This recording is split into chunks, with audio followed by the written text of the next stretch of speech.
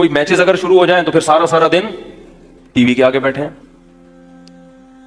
सारा दिन टीवी के आगे, बीवी के सामने बैठने के लिए तैयार नहीं है। बीवी भी टीवी के आगे और शौहर भी टीवी के आगे, तो वो मैच देख रहे हैं। फिर मैच जब खत्म होता है तो फिर उसमें जो तबसरे होते हैं उनमें टाइम वेस्ट। फिर उसके बाद कोई जीत गया, वर्ल्ड कप में हार गया, तो फिर वो खिलाड़ियों के जो इंटरव्यूज आते हैं कि असल में वो आफरीदी ने इस दफा कुछ ज्यादा अच्छी परफॉर्मेंस नहीं दिखाई, असल में वो थोड़े से एक्चुअली कुछ जहनी दबाव में थे और कुछ मैच फिक्सिंग भी हुई है, कुछ नहीं हुई है। इंतहाई फजूल चीजों में टाइम।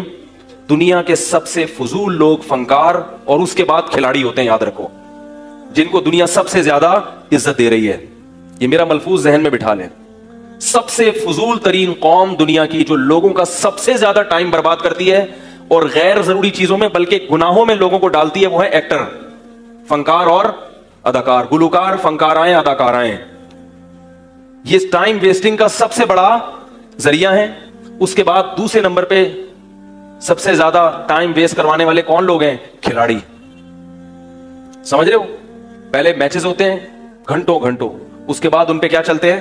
तबसरे। पाकिस्तान क्यों हारा, एक्चुअली ये हुआ था, उसने जो है ना वो फील्डिंग में थोड़ी सी, मैं तो पहले ही कह रहा था, वो मुझे तो खिलाड़ियों के नाम भी नहीं आते ना। आफरीदी अभी चल भी रहे हैं कि रिटायर हो गए? रिटायर हो गए, अच्छा। तो और कौन सा था? शोएब मलिक, शोएब अख्तर, स्पीड अख्तर नाम रखा हुआ था लोगों ने उसका। तो वो जनाब आजकल असल में उसकी कमर में पेन था, असल में ये था, फलाना डेम। छोड़ो यार, गेंद और बल्ले का डंडे से गेंद उठा के बाहर फेंक दी, निकल गई, ठीक है, नहीं निकली तो हार गया। क्या हो गया इसमें?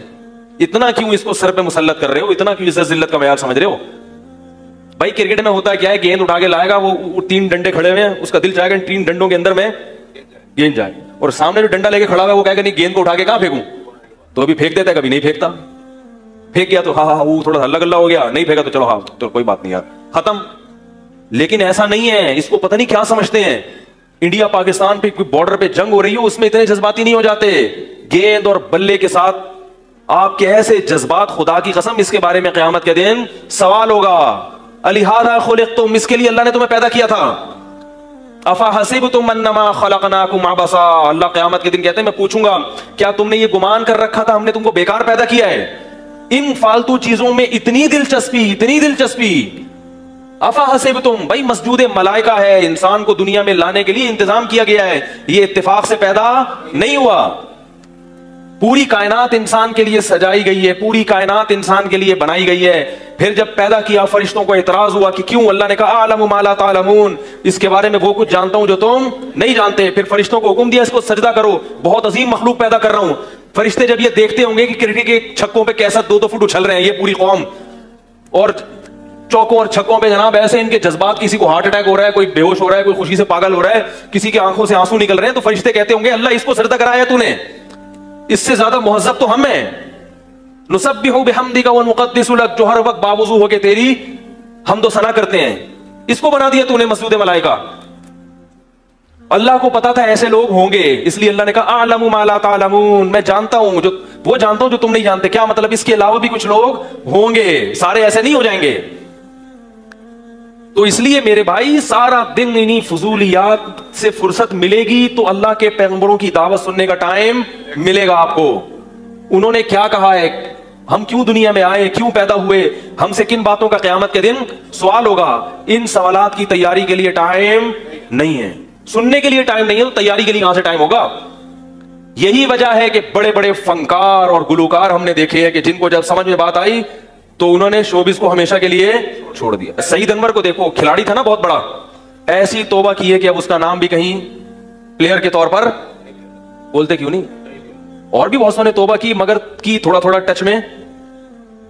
चलो अच्छा है, अल्लाह उनकी मगफिरत करे, कोई कोताही है तो अल्लाह माफ करे, कुछ तो आए। लेकिन सईद अनवर जो है ना खिलाड़ी, उन्होंने पलटा कैसा खाया है बोलो भाई? तौबा की है तो बस सब कुछ।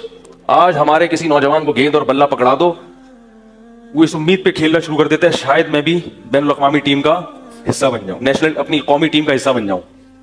हमारे महल्ले में एक साहब थे, वो टीम में शामिल होने की कोशिश की, उस नौजवान ने बहुत मेहनत की, फुटबॉलर था वो, तो जो फुटबॉल की जो टीम है ना, वो चाहता था मैं ऊपर सतह पे जाऊं।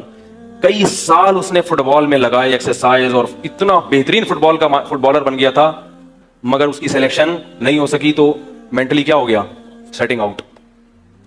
तो उससे कोई बोले कि भाई तुम तो क्रिकेट की ज्यादा हमारे यहां मुल्क में वैल्यू है फुटबॉल से, उससे कोई पूछे कि तुम तो फुटबॉल में जा रहे थे, नहीं जा सके, तुम्हारा मेंटल, तुम्हारी सेटिंग आउट हो गई। हम ऐसे खिलाड़ियों को भी जानते हैं जो ऊपर तक पहुंच चुके थे मगर उन्हें छोड़ दिया बिल्कुल। तो जब बात समझ में आ जाती है तो बादशाह छोड़ना भी आसान, खेल छोड़ना या फिल्म इंडस्ट्री से तौबा करना ये तो बहुत बात की चीज है, वो बादशाह से भी तौबा कर लेते हैं अगर जुल्म कर रहे हो। और जब बात समझ में नहीं आती तो मेरे भाई फिर देखते रहो सारा सारा दिन टीवी के आगे क्रिकेट के मैच। और जब मैं बयान करता हूं तो बोलते हैं इन मौलवियों को पता नहीं क्यों तकलीफ होती है हमारे क्रिकेट देखने से। मेरा बयान हुआ तो उस पर ऐसे ही कमेंट्स आए थे लोगों के कि मौलवियों को पता नहीं क्यों तकलीफ हो रही। हम अगर मुल्क की मोहब्बत में क्रिकेट के मैच देख रहे हैं तो क्या जा रहा है, मुल्क की मोहब्बत में तुम अपना टाइम वेस्ट कर रहे हो, समझ रहे हो क्या कर रहे हो, अपना टाइम वेस्ट कर। कह रहे इसमें कौन सा नाजायज है, क्या टाइम वेस्ट हो रहा है आपका बहुत ज्यादा। कोई विजन बनाओ, कोई मकसद बनाओ, उस मकसद तक पहुंचने की कोशिश करो और उस मकसद के दरमियान में जो भी चीज रुकावट बनेगी उस रुकावट को अपने रास्ते से हटा दो। बोले हमने ये हदफ है, यहां तक पहुंचना है, इसमें क्रिकेट रुकावट बन रहा है उसको लात मार दो, इसमें ड्रामे फिल्में रुकावट बन रहे हैं हटा दो उसको रास्ते से। और अगर कोई विजन ही ना हो, कोई मकसद ही ना हो, फिर देखो भाई, क्योंकि फिर तो लाइफ को एंजॉय करना है तो फिर क्रिकेट भी देखो, फिल्में भी देखो, बल्कि मैं कहता हूं फिर गुटके भी खाओ और फिर थोड़ा सा सुट्टे मुट्टे भी लगाओ और फिर पीने पिलाने का, जो लोग कहते हैं मैं नहीं पीता अल्हम्दुलिल्लाह, जो पीने वाले हैं वो कहते हैं पीने में जो मजा है वो किसी और चीज में नहीं है, फिर पियो। क्या करो भाई, पियो, तो बहुत मजा आता है, सुना है ठीक है। तो फिर तमीज से मजे उड़ाओ ना, फिर ये क्या आदे तीतर आदे बटेर। कुरान मजीद में अल्लाह ताला के इरशाद है क़द अफ़लहल मुमिनून अल्लज़ीना हुम फ़ी सलातिहिम ख़ाशिऊन वल्लज़ीना हुम अनिल लग़्वी मुअरिज़ून। मोमिनीन कामयाब हो गए जो नमाजों में खुशू पैदा करते हैं और लग़वियात से एराज़ करते हैं। लगव काम जिसका ना दीन का कोई फायदा ना दुनिया। मैं आपको एंटरटेनमेंट से या तफरी से मना नहीं कर रहा, टाइम वेस्टिंग से मना कर रहा हूं। तफरी वो करो जो सेहत के लिए भी अच्छी हो और उसमें कुछ नॉलेज भी हो आपको। क्रिकेट की नॉलेज से कोई फायदा नहीं है। एक साहब कह रहे मुझे सब पता है कि ज़हीर अब्बास ने कितने छक्के मारे थे, मियां दाद ने कितनी सेंचुरियां बनाई थी और पूरी रिपोर्टें पुराने प्लेयर के बारे में भी सबका पता है। ऐसे लोग होते हैं, इतनी दिलचस्पी है क्रिकेट से, जो पूछो बताएंगे। मैंने कहा मेरी नजर में इन चीजों से जाहिल रहना, ये मालूमात से छोड़ दिया। क्रिकेट खेलना बुरा नहीं है, खेलो आप मैदान में जाके खेलो, एक खेल है, जायज तफरी है।